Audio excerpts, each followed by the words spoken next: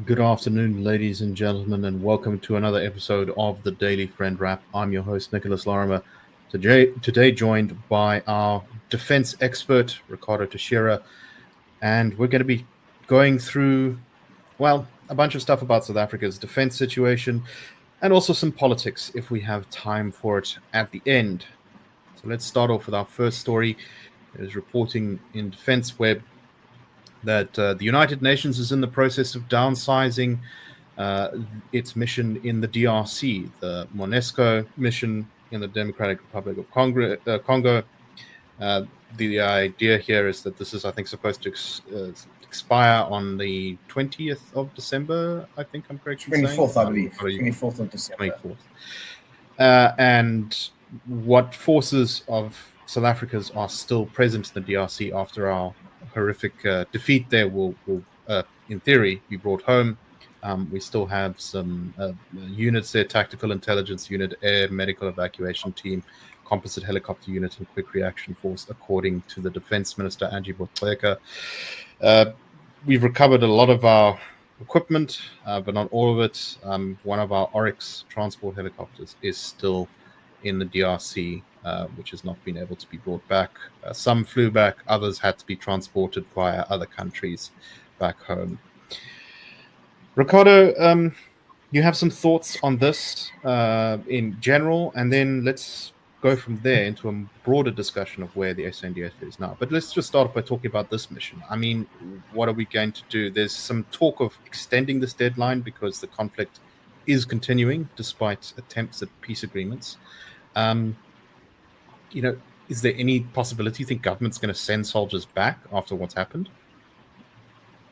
I think, look, we've been in the DRC since 1998, so a little bit longer, or a little bit less than I've been alive. I mean, I was born in 1997. We've been in the DRC since 1998. In a way, the DRC has become South Africa's own Vietnam and Afghanistan wrapped into one, where it was a crisis where we eventually went in just to advise and assist, and then got drawn into peacekeeping under MONUC, and then under MONUSCO, which is the current mission there.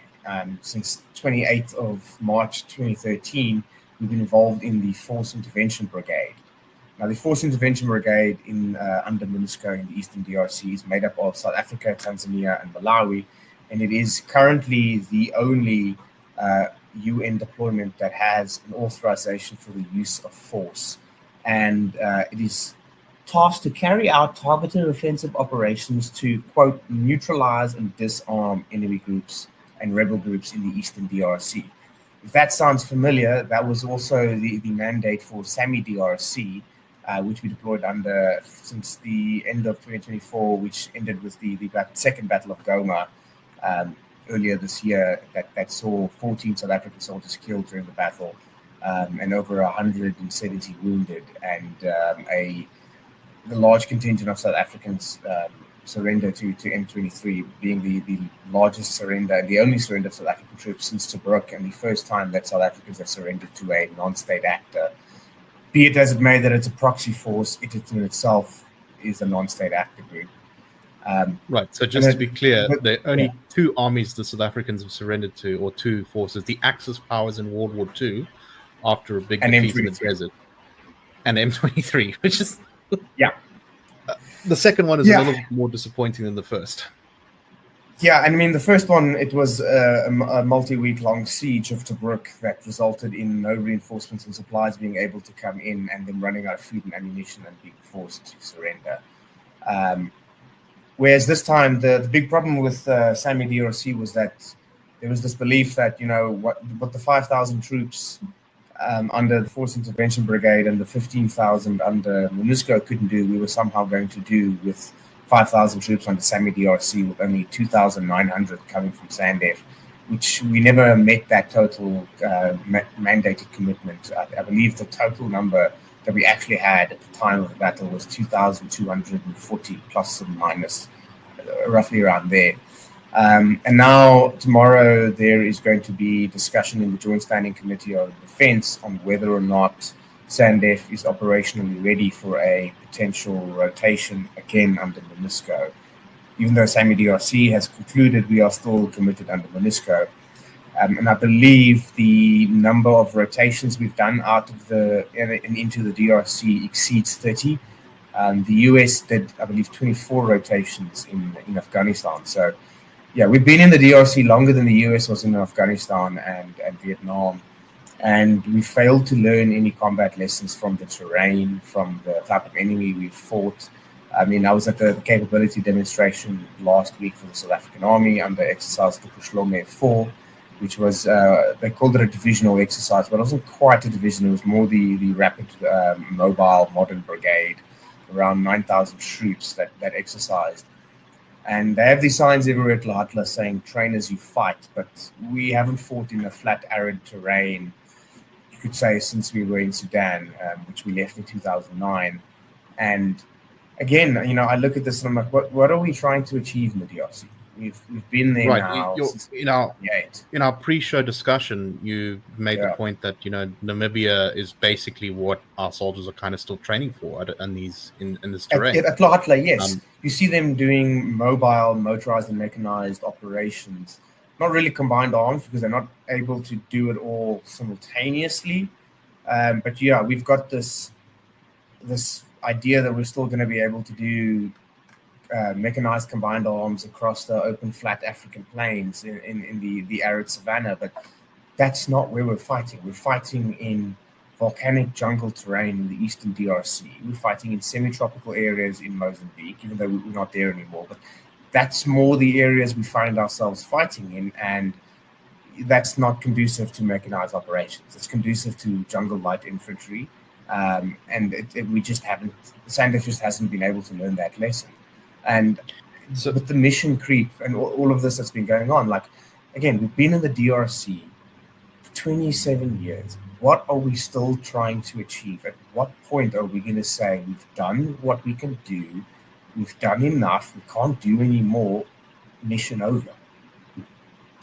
Look, as from a sort of more abstract perspective, if I can play some devil's advocate, I would say that I do think there is, at least in theory, a solid reason for us to be trying to do something in DRC.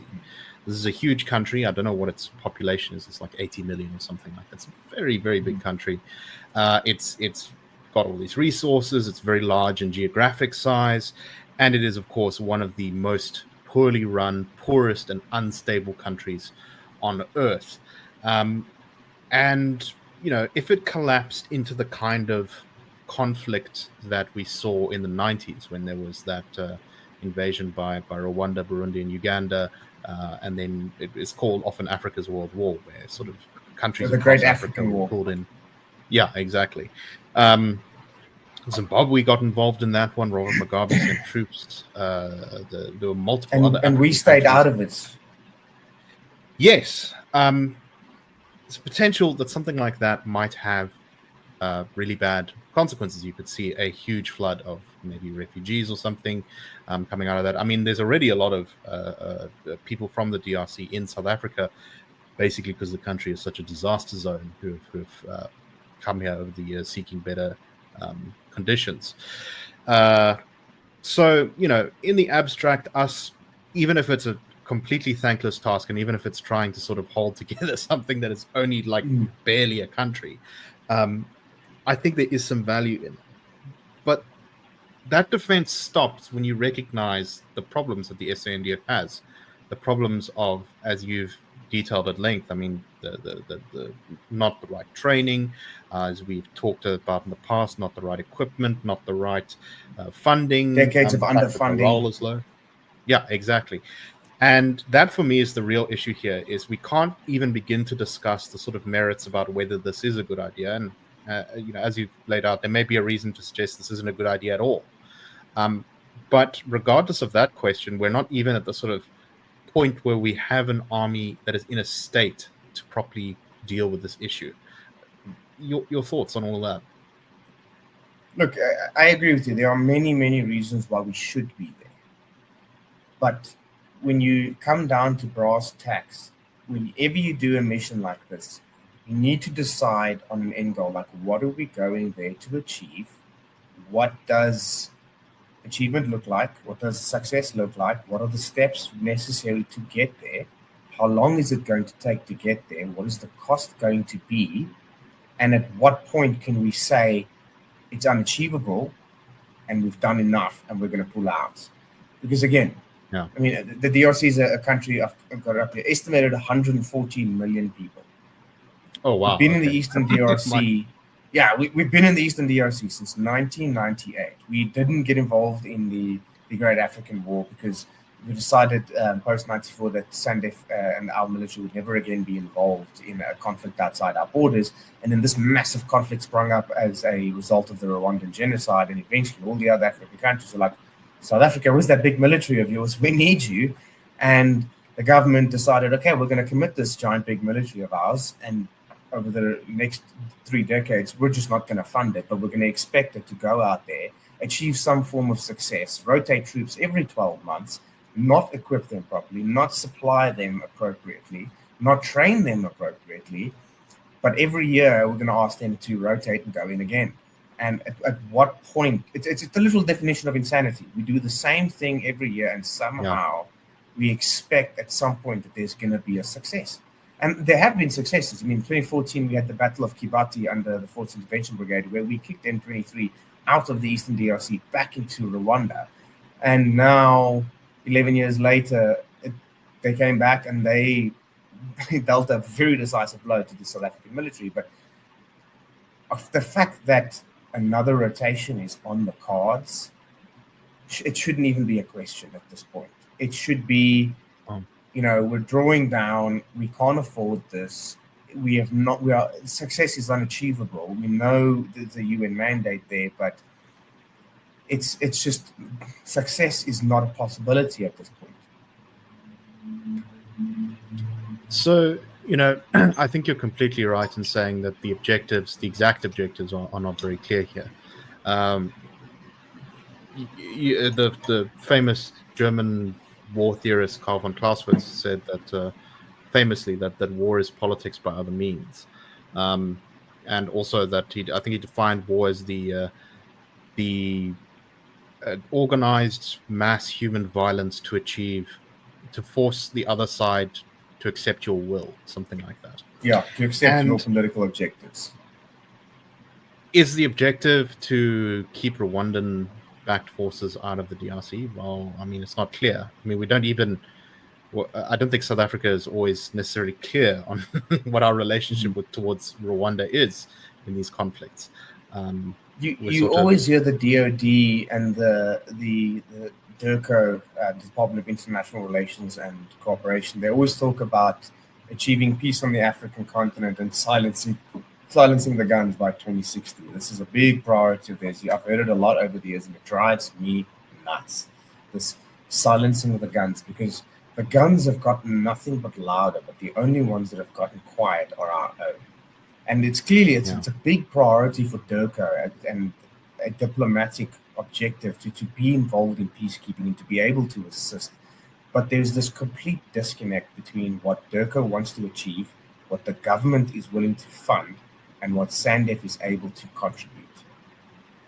And it's at this point, it's success is not a possibility under the current circumstances. I think there's also just a lack of strategic and diplomatic kind of political efforts to supplement this.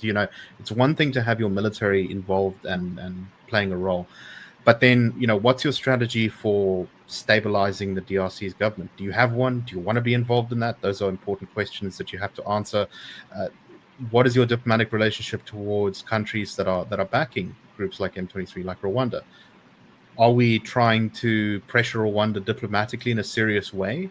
Are we building a coalition of other African states to really do that? I mean, if you ask our government, they probably say yes, but I don't think that's really true. There's far more interest in this kind of AU, anti-Western African solidarity stuff than there is on actually achieving anything in Africa's politics, like, as you say, this lofty goal of silencing the guns, which is a slogan and not a policy. And at the same time, the only other, you could call regional deployment that we've been involved with that has, well, it's nowhere near as long as our involvement with the DRC, but it's the only permanent mission other than MISCO that we are involved in, and that's the SADC deployment to the Mozambique Channel under Operation Copper.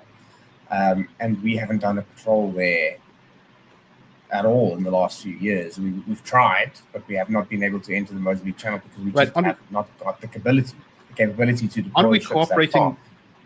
with the Rwandan army in that mission as well? So no, that was in the northern Mozambique, where Rwanda was contracted to protect the Total gas plant. But yes, there was a point where that's kind of what I'm talking about, right? Like northern Mozambique, but the Operation Copper is in the naval domain within the Mozambique Channel, and that's in collaboration with Mozambique and Tanzania. Right. This is what I'm kind of talking about. On one hand, no, we're cooperating with Rwanda in northern Mozambique, or we were for a little time. We did. To fight against ISIS affiliates there. And on the other hand, we're basically fighting Rwanda under the guise of M23 in the DRC. I mean, it doesn't seem like there's kind of a sort of clear strategy here.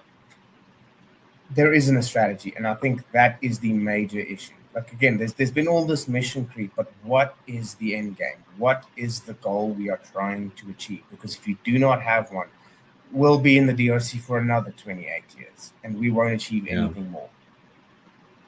And go look at the list of South African soldiers that have died in the DRC since 1998, and ask why. Yeah, no, it's an extremely important point, and I think one that's often not focused on kind of by our media in general. Or most South Africans probably don't even know that we're in the DRC or have been in the DRC for so long.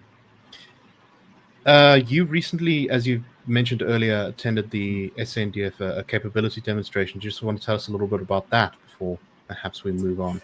I think I can tease some details because I do have a piece coming forward in the Financial Mail about the current state of the Defence Force and the result of this capability demonstration. But I did take this really nice picture of an Oryx landing in the dust there last week. So I have a new background photo, finally. I must say, in some aspects, I've been impressed by what SANDF was able to pull off. But it left me with more questions than answers. And you can see, last year I wrote a piece in Defence Web about last year's exercise called "Beware the Old Soldier." The person that grows old in a career field where many die young is not someone to trifle with, and an old dog still has its bite. But I feel in some aspects that bite has gotten less aggressive, but in other aspects is very much still there and still a force to be reckoned with. But I don't think there's much. If you had to talk about with all the budget cuts and everything and all the things that they've cut, there's nothing left to cut anymore. We're at the point where it's bare bones at this point, and it's still quite a bit of bones to put up with. I think when they ask, can SANDF defend the country, I think they can defend the country any day of the week as long as it's not the 8th day. All right, so let's perhaps move on to our next topic. We're going to be talking a little bit, not too in depth because it's just so much every single day, about the Mlanga Commission. Recently, we had the testimony, or yesterday we had the testimony from Julius Nkwanazi. Don't forget to drink water. Yeah, who spent half the time drinking big piles of water.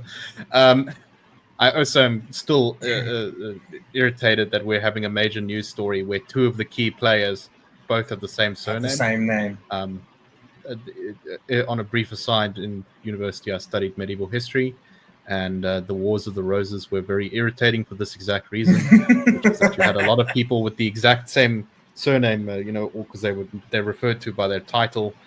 So you'd have like 3 different people called York, who were usually relatives of each other, and it was just very it made life difficult. So, there better not be another Mkhwanazi or like another couple I of have Lele's met another Mkhwanazi police officer at the G20, a sergeant that was facilitating the media's Okay, but Sergeant's fine. He's not going to show up in the Mlanga Commission, I doubt. Yeah, and I looked at him and I said, Mkhwanazi, and he said, no relation to either. I have nothing to do with them. And I thought, well, say no more.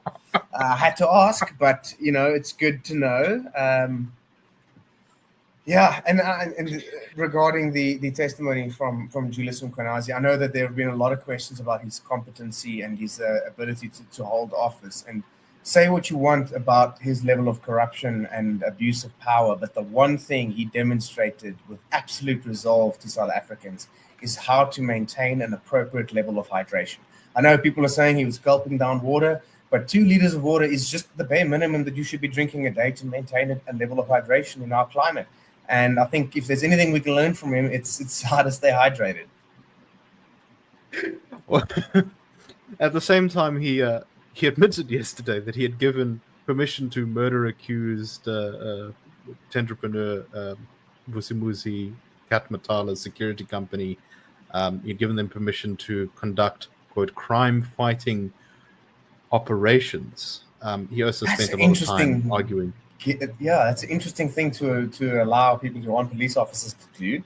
I hope a certain premier of Gauteng has taken note of the fact that is illegal.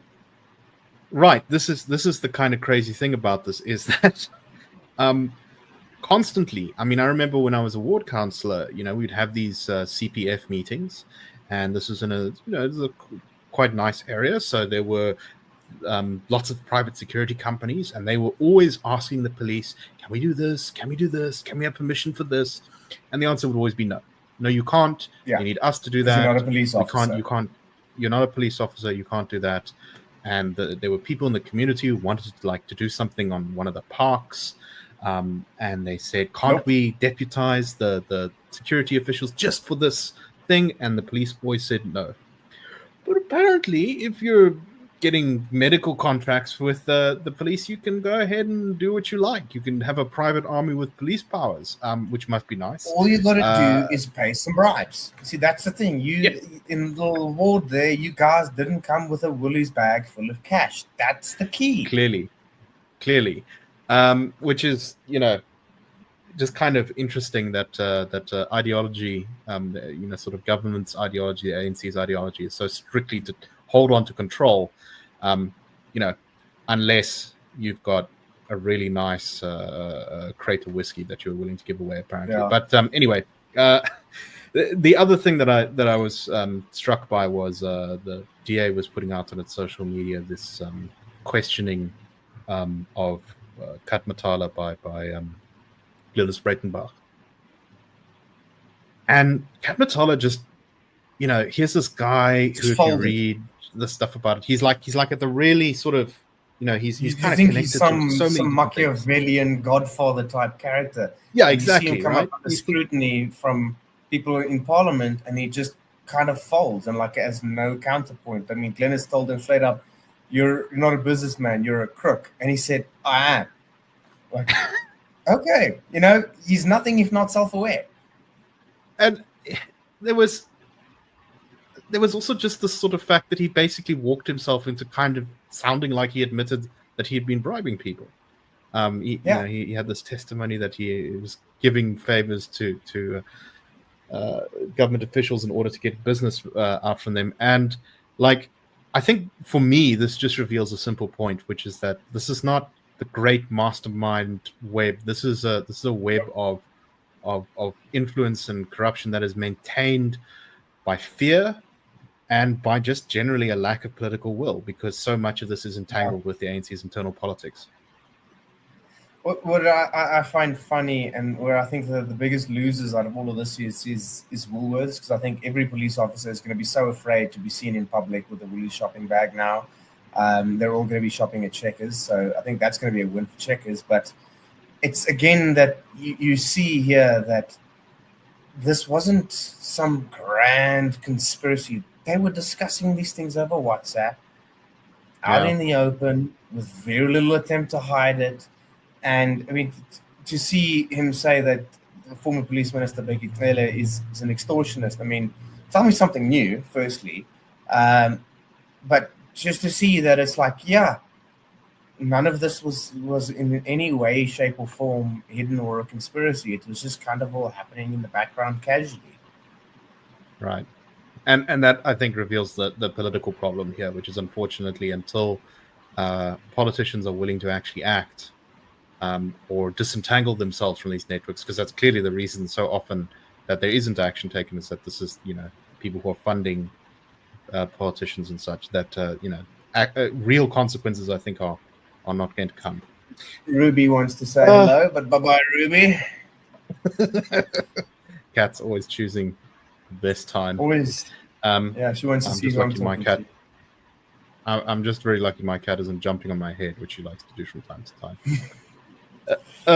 Okay, so regarding SAPs, I mean, I've now written the this year's Blueprint for Growth paper at the IRR, which we will be showing off or unveiling next week, and we have a little webinar for that. But in reading about it and writing it up and doing all of this and speaking to all the people at the Institute for Security Studies and all the other hardworking crime and police analysts, and then seeing everything that's come out of the Mlanga Commission, it's kind of, again, it's the definition of insanity. I mean, how many more recommendations do we need to make? How many more times do we need to say to SAPs that the current community-based policing model is not working? How many more times do we need to increase the police budget and give it another go before we accept that this is just not working? So if you were to give two recommends from your paper as to what SAP should be doing differently, what would the sort of top two be?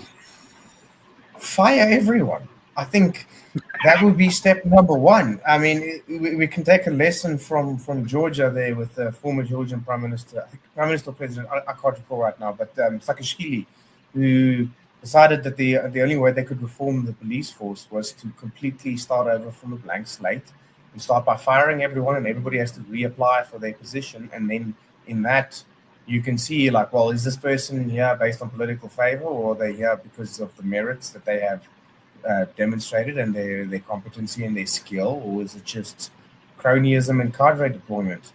I also, this is a side note, to take umbrage with the use of cadre deployment, because if you understand that the word is cadre deployment, you understand the ideology behind it. But genuinely, I think there's the only way we can reform police in South Africa is complete reform. If it in any way comes out of a reform resembling SAPs in any way, it will fail. I mean, the SAPs in itself, the phrase has become synonymous with corruption. As long as the uniform, the badge, and the name stay the same, the public will never trust it. Yeah. All right. So do look after that paper. Will be up on our website, and there will be a webinar, as you say, next week about it. IRR.org.za. Tuesday at 10 o'clock.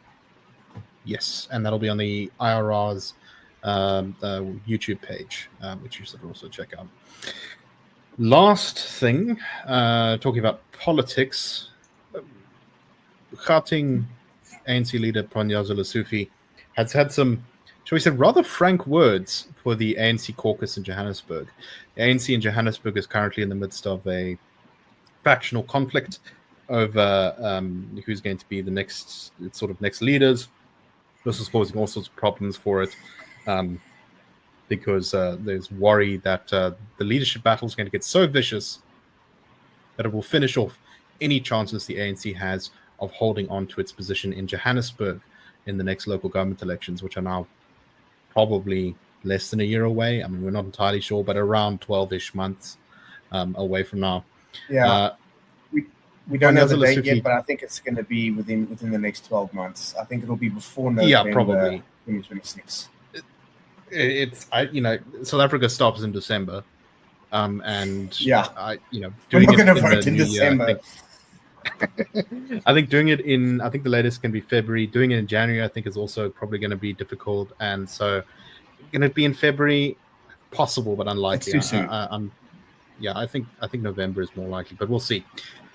So there's there's this these comments from Panyaza Lesufi, which are, excuse me, complaining at the ANC caucus in Johannesburg for being too aggressive towards each other. Lesufi said, quote, "All of us are inside a ship that is sinking, and it is sinking at a faster rate. Instead of all of us collectively determining how to save this ship, we are squabbling amongst ourselves about who the owner of the ship is. You can emerge as the owner of this ship when at the belly of the sea it will be a meaningless ship. We are coming to you to say, even if someone has stolen your delegate, even if someone has promised you a delegate, even if someone has said they will bring numbers, if the numbers don't number, the ANC must number. That's how we are going to correct things. If we can't attend to these issues, let's close shop. Our movement is one that advances these areas for our people. The resolutions we are about to take as we approach the National General Council, if these issues are not there and aren't prioritized, we will remain irrelevant to our people." He said also something about the ANC taking on unemployment in particular as the big issue. I mean, not anything particularly new in this, Ricardo, but like it's kind of interesting to see Lesufi saying it so bluntly. If I can borrow from Gwede Mantashe at the most recent ANC conference, aside from this one, where we have a lot of councillors, but capacity dololo. And it seems that when he said that, those words did not resonate. And to hear them admit that, to hear Lesufi admit that it's a sinking ship is quite stark, quite honest, actually. But to hear the frustration that he has, that, they're still fighting over delegates and they're still fighting over who's voting for who and all of that, when they clearly cannot see broadly that the ship is sinking. And I think if this fighting continues, it's going to be very, very bad for the ANC, but it might end up being good for South Africa. But we will see.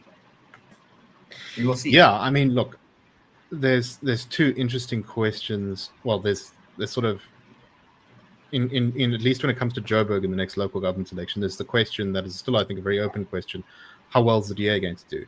Is it going to see a big recovery from its kind of low point in the city in recent years? In I think it was 2021 when it had a rough time where Action SA took quite a bit of its support.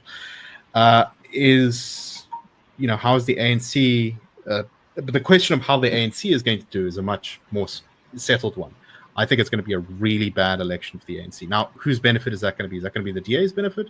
Probably something. Is that going to be MK's benefit? Yeah, probably too. Is it going to be the EFF's benefit? I'm not so sure about that.